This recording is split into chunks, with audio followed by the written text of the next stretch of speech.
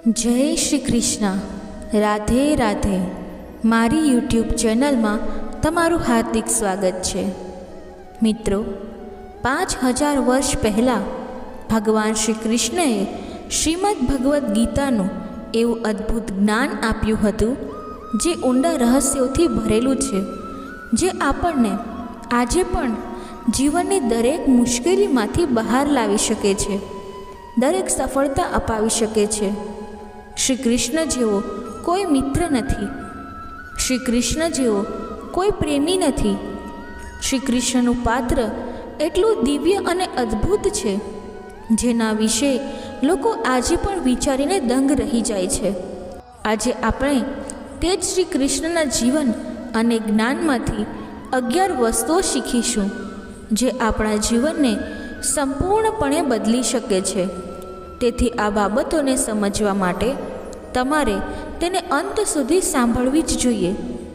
સૌ પ્રથમ તમારે તમારા જીવનમાં સૌથી વિશેષ વ્યક્તિ એવાને બનાવવી જોઈએ જેના પર તમે તમારા કરતાં વધુ વિશ્વાસ કરી શકો. જો તમે એવી વ્યક્તિને બધું જ આપો જેના પર તમે વિશ્વાસ કરી શકતા નથી તો તમને ઘણું નુકસાન થશે. આવી વ્યક્તિ સાથેના સંબંધમાં દુઃખ સિવાય તમને કંઈ નહીં મળે. પરંતુ જો તમે તમારા જીવનમાં એવી વ્યક્તિને બધું જ આપ્યું છે જેના પર તમે તમારા કરતાં વધુ વિશ્વાસ કરો છો, જે તમારા વિશ્વાસને લાયક છે, તો જ આવી વ્યક્તિને તમારા જીવનમાં સૌથી વિશેષ સ્થાન આપવું જોઈએ. જ્યારે મહાભારતનું યુદ્ધ શરૂ થવાનું હતું ત્યારે દુર્યોધને તેની સેનાના તમામ યોદ્ધાઓને પૂછ્યું કે તમે પાંડવોની સેનાને કેટલા દિવસમાં ખતમ કરી શકો છો? તો ભીષ્મ પિતામહે કહ્યું કે જો શ્રી કૃષ્ણ નહીં હોય તો હું 1 મહિનામાં બધી પાંડવોની સેનાને ખતમ કરી દઈશ. દુર્યોધને, દ્રોણાચાર્ય, કર્ણ બધાને એ જ પ્રશ્ન પૂછ્યો.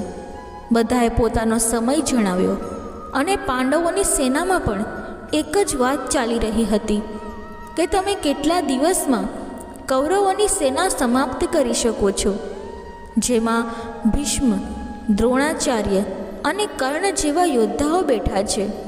અર્જુને કહ્યું કે હું સમગ્ર કૌરવ સેના ભીષ્મ પિતામહ, દ્રોણાચાર્ય અને કર્ણ કે પૃથ્વીના તમામ યોદ્ધાઓને એક ક્ષણમાં હરાવી શકું છું, કારણ કે શ્રી કૃષ્ણ મારી સાથે છે. અને જો તે મારી સાથે છે તો વિશ્વના તમામ યોદ્ધાઓ આવે, દેવો જ કેમ ન આવે? જો શ્રી કૃષ્ણ મારી સાથે હોય તો હું બધાને હરાવી શકું છું. મહાભારતનો બીજો એક પ્રસંગ છે. એક દિવસ કૌરવોએ યુક્તિથી યોજના બનાવી અને અભિમન્યુને બધા સાથે મળીને યુક્તિથી મારી નાખ્યો. અને તેનું કારણ જયદ્રથ હતું. જયદ્રથને કારણે તેને મદદ ન થઈ શકી. પછી જ્યારે અર્જુનને ખબર પડી કે અભિમન્યુ જયદ્રથને કારણે માર્યો ગયો હતો ત્યારે તેણે પ્રતિજ્ઞા લીધી કે તે આવતીકાલે સૂર્યાસ્ત સુધીમાં જયદ્રથને મારી નાખશે, નહીં તો હું અગ્નિમાં સમાધિ લઈ લઈશ.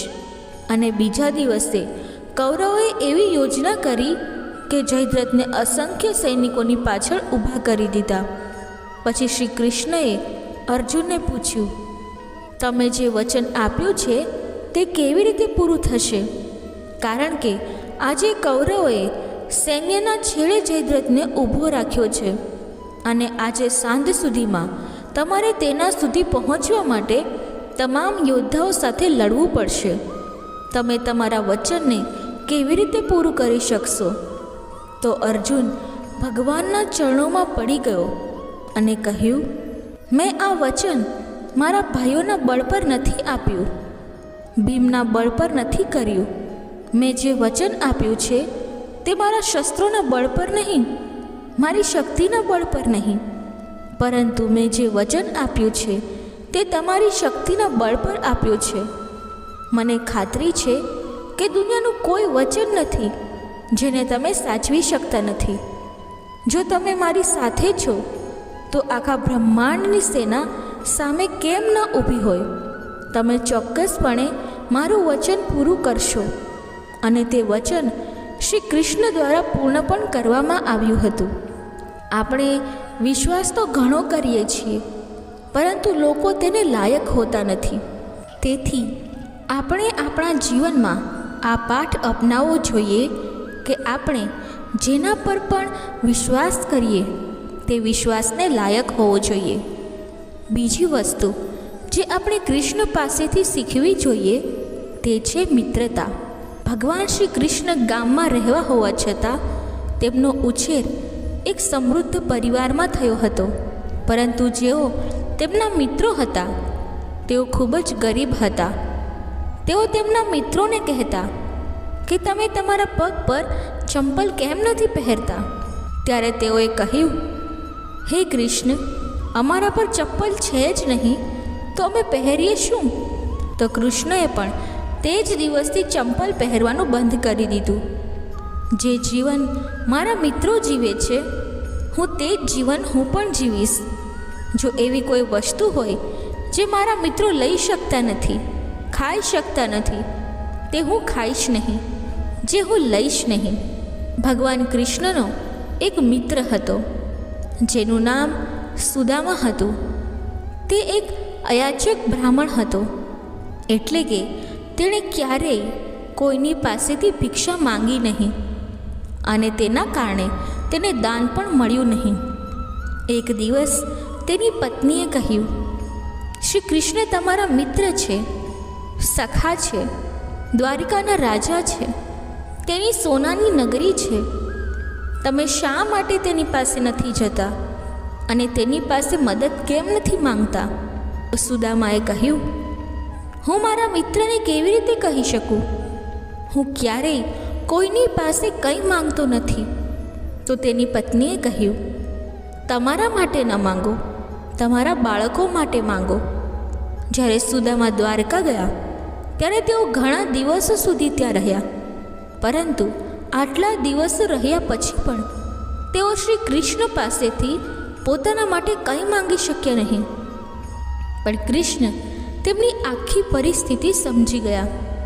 જ્યારે તેઓ દ્વારિકામાં રહેતા હતા, તેમણે પોતાના લોકોને મોકલ્યા અને તેમના શહેરમાં તેમના માટે એક સુંદર મહેલ તૈયાર કરાવ્યો. જ્યારે સુદામા લાંબા રોકાણ પછી પાછા ઘરે ગયા ત્યારે તેઓ ખૂબ જ ખુશ હતા કે હું શ્રી કૃષ્ણને મળીને આવ્યો છું, પણ મનમાં દુઃખ પણ હતું કે મેં મારા બાળકો અને પત્ની માટે કંઈ માંગ્યું નહીં. જ્યારે તે પોતાના ઘરે પહોંચ્યા ત્યારે જુએ છે તો તેનું ઘર જ્યાં હતું ત્યાં એક મહેલ ઊભો હતો અને નોકરો અને દાસીઓ ઊભી હતી. અને જ્યારે તેણે તેની પત્નીને સોનાના આભૂષણોથી ઢંકાયેલી જોઈ ત્યારે તે આશ્ચર્યચકિત થઈ ગયો. કહેવા લાગ્યો કે આ બધું ક્યાંથી આવ્યું? પત્નીએ કહ્યું કે આ બધું તમારા મિત્ર શ્રી કૃષ્ણ દ્વારા કરવામાં આવ્યું છે. તેણે કહ્યું, મેં તો કંઈ માંગ્યું નહીં. મિત્ર હોય તો કૃષ્ણ જેવો કોઈ મિત્ર હોય જે પૂછ્યા વિના બધું આપે. અને આજકાલના મિત્ર તો એવા હોય છે, તમે કોઈ પણ પર માંગીને જુઓ, જે તમને દોસ્ત કહે છે તે બધા ભાગી જશે. જો તમારે મિત્રતા જાળવી રાખવાનું શીખવું હોય તો તમારે કૃષ્ણ પાસેથી શીખવું જોઈએ. ત્રીજી વસ્તુ જે વ્યક્તિએ કૃષ્ણ પાસેથી શીખવી જોઈએ તે છે પ્રેમ. શ્રી કૃષ્ણના પ્રેમના ઘણા ઉદાહરણો છે, પરંતુ એક ઉદાહરણ પરથી આપણે સમજીશું. શ્રી કૃષ્ણ દ્વારિકાના રાજા હતા. તે સમયે તેમનાથી વધુ શક્તિશાળી કોઈ નહોતું. તે સમયે તેમનાથી વધુ સમૃદ્ધ કોઈ નહોતું, પરંતુ તેઓ અર્જુનનો રથ ચલાવતા હતા. તેઓ ઘોડાઓને પાણી આપતા હતા, ઘોડાઓને સાફ કરતા હતા. આજની ભાષામાં કહીએ તો ડ્રાઈવરનું કામ કરતા હતા. જ્યારે પાંડવો યજ્ઞ કરે છે ત્યાં તેઓ બધા લોકોના જૂઠા પાંદડાઓ ઉપાડતા હતા. તેઓ કહેતા હતા કે અર્જુન મારું જીવન છે અને હું અર્જુનનું જીવન છું. તો પ્રેમ નિભાવવાનું શીખવું હોય તો શ્રી કૃષ્ણ પાસેથી શીખવું જોઈએ. ચોથી વસ્તુ જે વ્યક્તિએ કૃષ્ણ પાસેથી શીખવી જોઈએ તે છે જીવનની સૌથી મોટી મુશ્કેલી અને કઠિનાઈમાં પણ ખુશ રહેવું. કૃષ્ણનું જીવન જન્મથી જ ખૂબ મુશ્કેલ હતું. તેનો જન્મ જેલની અંદર થયો હતો. તેમનો જન્મ થતાં જ કંસે તેમને મારી નાખવાના ઘણા પ્રયાસો કર્યા હતા. જીવનની દરેક ક્ષણે તેમણે મુશ્કેલીઓનો સામનો કર્યો હતો, પરંતુ તેમણે ક્યારેય દુઃખનો સ્વીકાર કર્યો ન હતો. જીવન આનંદથી જીવ્યું, પૂરી ખુશીથી જીવ્યું. આપણા જીવનમાં થોડી સમસ્યા શું આવી જાય આપણે ગભરાઈ જઈએ છીએ. ક્યારેક તો કોઈ દુઃખ હોતું જ નથી, માત્ર દુઃખ આવવાના ડરથી ચિંતા થવા લાગે છે.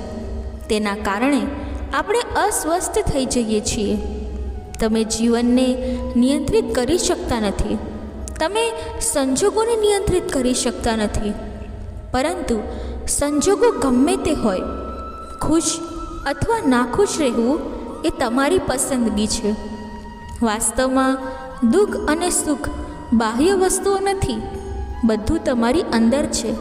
તેથી વ્યક્તિએ શીખવું જોઈએ કે બહારના સંજોગો ગમે તે હોય, આપણે હંમેશા અંદરથી ખુશ રહેવું જોઈએ.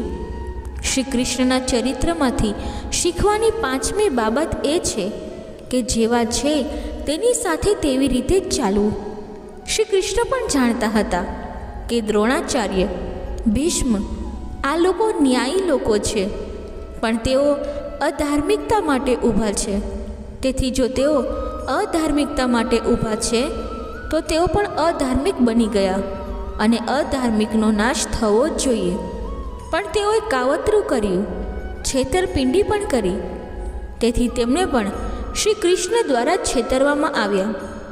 જે મર્યાદા જાણે છે તેની સામે મર્યાદા બતાવો, જે ઇજ્જતને સમજે છે તેને જ આદર આપો. ઘણી વખત આપણે એવા લોકોને ખૂબ મહત્ત્વ આપીએ છીએ જેમની પાસે આપણું કોઈ મૂલ્ય નથી, અને કેટલીક વાર જે વ્યક્તિ ખોટી હોય છે આપણે તેને કંઈ કહેતા નથી, આપણે શાંતિથી પીડાઈએ છીએ. જો કોઈ વ્યક્તિ આપણા કરતાં મોટો છે, અથવા હોદ્દાઓમાં આપણા કરતાં મોટો છે, અથવા આપણા કરતાં વધુ ધર્મ કરે છે, તો તેનો અર્થ એ નથી કે આપણને ખરું ખોટું કહી દે અથવા આપણી સાથે ખોટું કરે. જો કોઈ તમારી સાથે ખોટું કરે છે તો ત્યાં કોઈ મર્યાદા કામ નથી આવતી. તેથી વ્યક્તિએ શ્રી કૃષ્ણના ચરિત્રમાંથી શીખવું જોઈએ કે જે વ્યક્તિ જેવું છે તેવું જ તેની સાથે રહો. જો તમે દુષ્ટનું ભલું કરશો તો તે તમારું ભલું નહીં કરે, પણ જે કોઈ તમારું ભલું કરે છે તો તેની સાથે ખરાબ ન કરો અને હંમેશા તેનું ભલું કરો. છઠ્ઠી વસ્તુ જે આપણે શ્રી કૃષ્ણના ચરિત્રમાંથી શીખવી જોઈએ તે છે કોઈને ગુમાવવાથી ક્યારેય ડરશો નહીં. જ્યારે મહાભારતનું યુદ્ધ પૂરું થયું ત્યારે તે શ્રી કૃષ્ણને લાગ્યું કે જેઓ મારા વંશજો છે, જેઓ યાદવ છે, જેઓ આ સમયે પૃથ્વી પર સૌથી શક્તિશાળી છે, તેમને કોઈ મારી શકશે નહીં. તેથી તેમણે ગાંધારીના શ્રાપને માધ્યમ બનાવીને પોતાના વંશનો અંત આણ્યો. તેમના બધા વંશજો મૃત્યુ પામ્યા અને તેમણે રાજી ખુશીથી તેમનો સ્વીકાર કર્યો. કૃષ્ણને તેમની વ્રજભૂમિ માટે ખૂબ જ પ્રેમ હતો, પરંતુ જ્યારે જરૂર પડી તેમણે એક ક્ષણમાં તેનો ત્યાગ કર્યો. તેઓ દરેકને પ્રેમ કરતા, પરંતુ જ્યારે ત્યાગની વાત આવતી ત્યારે તેમણે ક્યારેય વિલંબ કર્યો નહીં. તેવી જ રીતે જ્યારે આપણે વસ્તુઓને વળગી રહીએ છીએ, કોઈને ગુમાવવાનો ડર રાખીએ છીએ, ત્યારે તે વસ્તુઓ આપણા માટે સમસ્યા બની જાય છે. અમુક વસ્તુઓને પકડી રાખવાથી આપણને ઘણું નુકસાન થાય છે. કંઈક ગુમાવવાનો ડર આપણા જીવનની ખુશી છીનવી લે છે. જ્યારે તમને કોઈને ગુમાવવાનો ડર લાગે છે ત્યારે એક વાત ચોક્કસ છે, તે વસ્તુ ગુમાવવાની સંભાવના ઘણી વધી જાય છે. પરંતુ જ્યારે તમારી અંદર કંઈક ગુમાવવાનો ડર દૂર થાય છે ત્યારે તમે પોતે રાજા બનો છો. પછી તમને કોઈ તકલીફ રહેતી નથી. તેથી જ આપણે શ્રી કૃષ્ણના ચરિત્રમાંથી શીખવું જોઈએ કે આપણે કંઈ પણ ગુમાવવાથી ક્યારેય ડરવું જોઈએ નહીં. 7મી વાત જે આપણે શ્રી કૃષ્ણ પાસેથી શીખવી જોઈએ કે તમને જીવનમાં જે જોઈએ છે તમારે તેના માટે સખત મહેનત કરવી પડશે અને તમારું સારું કરવા કોઈ નહીં આવે. કૃષ્ણએ અર્જુનને કહ્યું, હે અર્જુન, તમારે તમારું પોતાનું સારું કરવું પડશે. આ દુનિયાની કઠોર વાસ્તવિકતા છે. આપણે લોકોને આપણા સહાયક માની લઈએ છીએ. આપણે અપેક્ષા રાખીએ છીએ કે તેઓ આપણને મદદ કરશે, મુશ્કેલ સમયમાં અમને મદદ કરશે, પણ તે સાચું નથી. તે લોકો તમારા મુશ્કેલ સમયમાં ક્યારેય કામમાં આવતા નથી. જેમની પાસેથી તમે સૌથી વધુ અપેક્ષા રાખો છો તેઓ જ મુશ્કેલ સમયમાં સૌથી પહેલાં ભાગી જાય છે. તો તમે તમારી જાતને એટલી મજબૂત બનાવો કે તમારે ક્યારેય કોઈની મદદની જરૂર ના પડે. સહારો હંમેશા નબળા લોકો દ્વારા લેવામાં આવે છે. જેમની અંદર શક્તિ હોય છે તેઓ તેમનો પોતાનો સહારો ખુદ બની જાય છે. 8મું શિક્ષણ આપણે કૃષ્ણના ચરિત્રમાંથી શીખવું જોઈએ કે લોકો વિશે ક્યારેય વિચારશો નહીં, ફક્ત જે યોગ્ય છે તે કરો. આજે પણ લોકો શ્રી કૃષ્ણના ચરિત્ર વિશે ખૂબ જ ઉલટી સીધી વાત કરે છે. તે સમયે પરિસ્થિતિ શું હોઈ શકે તે વિશે વિચારો, પરંતુ તેમણે ક્યારે લોકો શું કહે છે તે વિચાર્યું નહીં. જે સમાજ માટે યોગ્ય છે તે કર્યું, જે ધર્મ માટે યોગ્ય છે તે કર્યું. ઘણા લોકો કહે છે કે તેમણે પોતાના વચનો તોડ્યા. જ્યાં તેમના ભક્તોની રક્ષા કરવાની વાત આવી, તેમણે કહ્યું કે મને મારા વચનની કોઈ ચિંતા નથી. જ્યાં ધર્મની રક્ષા કરવાની છે, અધર્મનો નાશ કરવાનો છે, ત્યાં મારા વચનનું કોઈ મૂલ્ય નથી. જે પણ દુષ્ટ હોય તેનો નાશ થવો ખૂબ જ જરૂરી છે. તેથી દુનિયા જે પણ કહે તમારે તે કરવું જોઈએ જે તમારા માટે યોગ્ય છે. તમારે તે કરવું જોઈએ જે તમારા પરિવાર માટે યોગ્ય છે. શ્રી કૃષ્ણના ચરિત્રમાંથી 9મો પાઠ આપણે શીખવો જોઈએ કે જો જૂઠ્ઠું બોલવાથી કોઈને ફાયદો થાય કે કોઈને બચાવી શકાય તો તે જૂઠાણું પુણ્ય છે, પાપ નથી. દ્રોણાચાર્યની હત્યા એક જૂઠાણાને કારણે કરવામાં આવી હતી. જ્યારે તેમને ખોટી માહિતી આપવામાં આવી હતી કે તેમના પુત્ર અશ્વત્થામાની હત્યા કરવામાં આવી છે. તેમના શોકમાં તેમણે તેમના શસ્ત્રો છોડી દીધા હતા, જેના કારણે દ્રષ્ટિધમને તેમની તલવારથી તેમનું ગળું કાપી નાખ્યું અને તેમને મારી નાખ્યા હતા. ઘણા લોકો કહે છે કે આપણે સાચું કહીએ છીએ, પછી કોઈને તે ખરાબ લાગે તો આપણને ખરાબ લાગે છે. અરે, લોકો માત્ર ત્યારે જ સત્ય બોલે છે જ્યારે કોઈને ખરાબ લાગતું નથી. અન્યથા લોકો હંમેશા જૂઠું બોલે છે, અન્યની ખોટી પ્રશંસા કરે છે. લોકો હંમેશા બીજાને ખુશ કરવા માટે જૂઠું બોલે છે. જ્યારે કોઈને દુઃખ પહોંચાડવાનું હોય ત્યારે લોકો માત્ર સત્ય બોલે છે. ભલે કોઈને ખોટું લાગે, ભલે કોઈને ખરાબ લાગે, સત્ય કહેવાનો પણ એક રસ્તો હોય છે. જો તે કોઈને ન આવડે તો તે તમારું સત્ય જૂઠાણું કરતાં વધુ પાપ આપે છે. જે સત્ય બીજાને દુઃખ પહોંચાડે છે તે સત્યનો કોઈ ફાયદો નથી, અને જે જૂઠાણું કોઈનું જીવન બચાવે છે તે જૂઠાણું પણ સત્ય કરતાં વધુ પુણ્ય આપે છે. શ્રી કૃષ્ણના ચરિત્રમાંથી આપણે 10મી વસ્તુ શીખવી જોઈએ કે વ્યક્તિએ કર્મ કરવાનું ચાલુ રાખવું જોઈએ. વ્યક્તિએ ક્યારેય કર્મ ન છોડવું જોઈએ, પછી ભલે તેને સફળતા મળે કે નિષ્ફળતા. સમગ્ર ગીતાનો સાર એ છે કે કર્મ કરતા રહો, બેસી ન રહો એમ કરીને કે કંઈ થઈ રહ્યું નથી. મોટાભાગના લોકો જ્યારે જીવનમાં નિષ્ફળ જાય છે ત્યારે તેઓ કંઈ પણ કરવાનું બંધ કરી દે છે. જો તમે કંઈક કરવાનું બંધ કરો છો તો તમારા જીવનમાં કંઈ પણ બદલાશે નહીં. જો તમે 10 વખત હારશો અને ફરીથી ઉઠવાની તાકાત ધરાવો છો તો વિશ્વાસ રાખો 11મી વખતમાં જીત તમારી હશે. તેથી તમારી નિષ્ફળતાથી ડરશો નહીં, કર્મ છોડશો નહીં. જીવનમાં હંમેશા સખત મહેનત કરવી જોઈએ. અને શ્રી કૃષ્ણની 11મી વાત જે શીખવા જેવી છે તે એ છે કે જીવનને ઉત્સવની જેમ જીવવું જોઈએ, ઉજવવું જોઈએ. ક્યારેય વધારે ગંભીર ન બનવું જોઈએ. શ્રી કૃષ્ણના ચહેરા પર જીવન હંમેશા સ્મિત રહેતું, હંમેશા ખુશીની ભાવના રહેતી હતી. બહાર ભલે ગમે તે થઈ રહ્યું હોય, આટલું મોટું યુદ્ધ ચાલી રહ્યું છે, ત્યાં તે પોતાની ગીતાનું જ્ઞાન આપી રહ્યા છે. બહાર શું થઈ રહ્યું છે તેનાથી આપણને કોઈ ફરક ન પડવો જોઈએ. કહેવાય છે ને કે ભલે આપણે ગમે તેટલી ઉંમરના થઈએ, આપણી અંદરનું બાળપણ ક્યારેય છૂટવું ન જોઈએ. તેથી જીવન વિશે વધુ ગંભીર બનવાની જરૂર નથી. અહીં કંઈ પણ કાયમ રહેતું નથી, કંઈ પણ તમારા નિયંત્રણમાં નથી. તેથી તે વધુ સારું છે કે તમે તમારા આનંદમાં રહો. બાકી જે થવાનું છે તે થશે, અને જે થવાનું નથી તે કોઈ પણ રીતે થશે નહીં.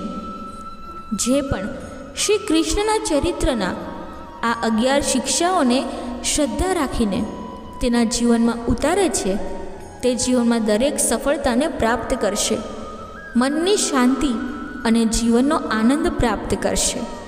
દર્શક મિત્રો, કૃષ્ણવાણી બોલતી વખતે જો મારાથી કોઈ ભૂલ થઈ હોય તો હું ક્ષમા માંગુ છું અને આશા રાખું છું કે તમને આ કૃષ્ણવાણી પસંદ આવી હશે. જો તમને આ કૃષ્ણવાણી પસંદ આવી હોય તો વિડીયોને લાઈક કરી ચેનલને સબસ્ક્રાઈબ જરૂરથી કરી લેજો અને કમેન્ટ બોક્સમાં જય શ્રી કૃષ્ણ જરૂરથી લખજો. ધન્યવાદ. જય શ્રી કૃષ્ણ. રાધે રાધે.